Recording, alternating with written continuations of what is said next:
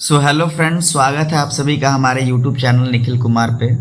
मैं एक GDS BPM हूँ सारण डिवीज़न बिहार में, और मैं पिछले 1 साल से भी ज़्यादा समय से डिपार्टमेंट ऑफ पोस्ट में एज ए जीडीएस काम कर रहा हूँ। तो थंबनेल देख के आप समझ ही गए होंगे कि आज हम लोग काफ़ी महत्वपूर्ण मुद्दे पर चर्चा करने जा रहे हैं। तो सबसे पहले हम लोग स्टोरी के माध्यम से समझते हैं कि 2 भाई रहते हैं, एक का नाम है सुनील और दूसरे का नाम रहता है सुशील। दोनों पोस्ट ऑफिस में काम करते हैं, दोनों डाक वितरण का काम करते हैं। दोनों सुबह रोज 9 बजे पोस्ट ऑफिस खोलते हैं, अपने हिस्से का डाक लेते हैं और अपने क्षेत्र में बांटने के लिए चले जाते हैं। शाम होते ही दोनों अपने घर आते हैं। बाकी अपना दिनचर्या पूरी तरीके से दोनों का सेम ही रहता है। लेकिन जब बात आती है मंथ एंड की, तो सुनील की जो सैलरी आती है वो 40,000 से 45,000 के बीच में आती है, और सुशील की जो सैलरी है वो महज 15,000 से 16,000 के बीच में ही आती है। तो यहाँ पे हम सोचने वाली बात यह है कि जो दोनों हैं सुनील और सुशील, वो दोनों डाक वितरण का ही काम कर रहे हैं और दोनों पोस्ट ऑफिस में ही काम कर रहे हैं। लगभग दोनों को काम करने का समय भी बराबर ही है, फिर भी सुनील को 40,000 रुपया मिल रहा है और सुशील को 15,000 रुपया मिल रहा है। ऐसा क्यों? साथ ही सुनील को जितने भी फैसिलिटीज़ और पर्क्स हैं सेंट्रल गवर्नमेंट के, जैसे कि TA, HRA, CGHS, CL, EL, pension, वो सारे अलाउंसेस सारे मिलते हैं। क्यों? क्योंकि सुनील की ड्यूटी को 8 घंटे गिनी जाती है। वहीं सुशील की ड्यूटी में उससे सिर्फ टीआरसी है, जो कि 12,000 है या फिर 10,000, और डियरनेस अलाउंस और 10 लीव हर 6 महीना और 5 इमरजेंसी लीव ही मिलता है। क्योंकि इसका ड्यूटी जो है 4 घंटे से 5 घंटे ही जोड़ा जाता है। भले ही 8 घंटा काम करे या फिर 10 घंटा या फिर 4 घंटा, इसका जोड़ा जाएगा 4 घंटा ही। पर ऐसा क्यों? क्या ऐसा अंतर है सुनील और सुशील में जो इतना सारा डिफरेंसेस क्रिएट कर दे रहा है? तो सिर्फ एक ही अंतर है। सुशील क्या है? तो सुशील एक जीडीएस है। तो चलिए जीडीएस के बारे में जानते हैं कि आखिर ये जीडीएस क्या है। और ये सुशील क्या था? तो ये फुल डिपार्टमेंटल था, ये डिपार्टमेंटल एम्प्लॉय है। जीडीएस क्या होता है इसके बारे में अब हम लोग जानने की कोशिश करते हैं। तो जीडीएस कौन है, इसके बेसिक इन्फो के हम लोग देखें। जीडीएस यानी ग्रामीण डाक सेवक, पोस्ट ऑफिस का वो हिस्सा जो गांव-गांव डाक पहुंचाता है।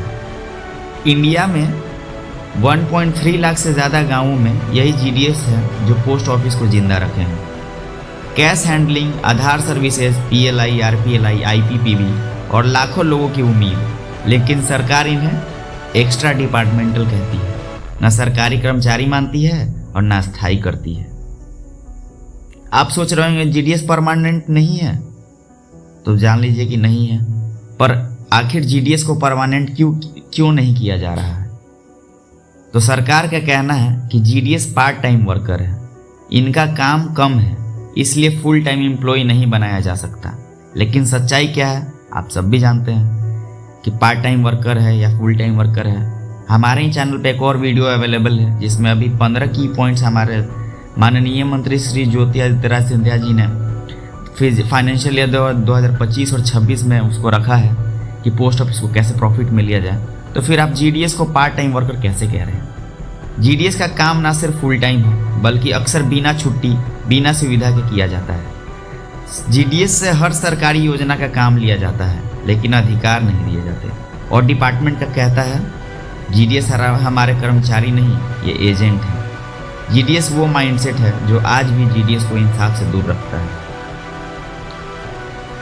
बात करते हैं कि कुछ यूनियंस भी हैं जो हमारे जीडीएस के लिए काम करते हैं। तो जीडीएस यूनियंस कब बने और क्या हासिल किया? जीडीएस के हक की लड़ाई लड़ने के लिए एआईजीडीएसयू 1999 में और उसके बाद कई यूनियन बनी, जैसे एनयूजीडीएस, एआईपीयूजीडीएस, बीईडीईयू इत्यादि। इन यूनियनों ने भी ऐतिहासिक आंदोलन किए। 2011 में 7 दिन की हड़ताल, किसके लिए? तो मैटरनिटी लीव और डीए। तो इसका 7 दिन का हड़ताल पे मैटरनिटी लीव मिला और डीए लागू हुआ। उससे पहले सिर्फ टीआरसी ही मिलता था। जैसे कि आप अभी जानते हैं कि आपको टीआरसी है अब प्लस डीए, ये आपका इक्वल टू टोटल सैलरी होता है।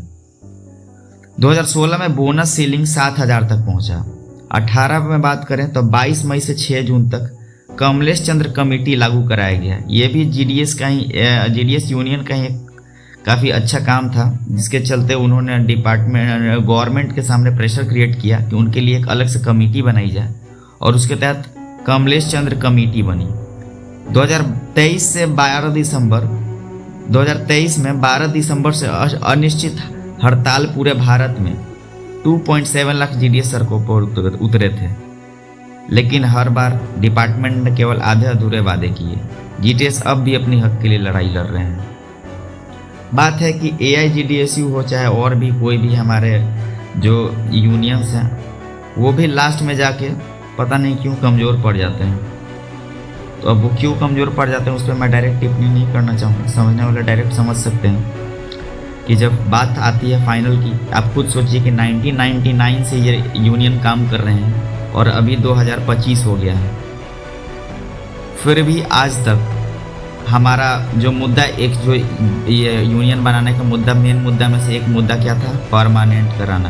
तो सोचिए 2019 से लेके 2025 तक में, 1999 से लेके 2025 तक में लगभग 25 साल 26 साल हो गए, लेकिन आज तक में हम लोग क्या परमानेंट हो पाए क्या? नहीं। तो फिर ये जो हमारे मैटरनिटी लीव हो, DA लागू हो, ये छोटे छोटे बात हैं। हर महीने आप 30 रुपये लेते हैं हमसे यूनियन के नाम पे, और सोचिए 2.5 लाख से ज़्यादा पोस्ट ऑफिसेज हैं, तो उतने से लिया जाता होगा, इंटू 3 कीजिए तो कितने लगभग पैसे बनते हैं। तो इस हिसाब से जो हमारा यूनियन का भी अभी तक जो रिकॉर्ड रहा है, उस हिसाब से काफ़ी सराहनीय नहीं है। तो हम लोग पूरी तरीके से यूनियन पर डिपेंड नहीं रह सकते हैं। इस मामले में सुप्रीम कोर्ट ने भी कहा है, तो सुप्रीम कोर्ट का क्या कहना है? सुप्रीम कोर्ट ने कई बार साफ कहा, GDS are not casual workers, they are an essential part of postal machinery. लेकिन सरकार ने हमेशा टेक्निकल शब्दों के पीछे छिपकर GDS को बाहर रखा, संविधान की मूल भावना के खिलाफ। हमारे संविधान में क्या है, इक्वल वर्क पे इक्वल पे मिलना चाहिए, लेकिन हमारे यहाँ क्या है GDS में, इक्वल वर्क बट अनइक्वल पे। आज भी GDS की सच्चाई यही है। अब GDS को क्या करना चाहिए, मेन मुद्दा यही है। तो GDS को या तो सबसे ज़्यादा आप इतना काम कीजिए, या फिर आप जागिए मतलब क्या कि अब आप यूनियन के ऊपर भरोसा करके मत बैठिए कि यूनियन कराएगी। आप हर दिन कुछ दिन पे देखते होंगे कि यूनियन हमारे क्या करती है, एक लेटर लिखती है हमारे डिपार्टमेंट को और एक झूठा होप दिलाती है। सोचिए 1999 से 2025 तक अभी तक लेटर ही लिखा जा रहा है, आज तक हम लोग परमानेंट नहीं हुए हैं। GDS का AIGDSU का क्या कहना है कि हमें 8 घंटे की डिमांड है ना, 8 घंटे की छोड़िए, मैं कहता हूँ आप 8 घंटे पहले छोड़िए। हमारा जो BO है ना, वो 4 से 5 घंटे में वर्क करता है, पर आपको भी पता कि सारे BO को 4 घंटे का ही सैलरी मिलता है।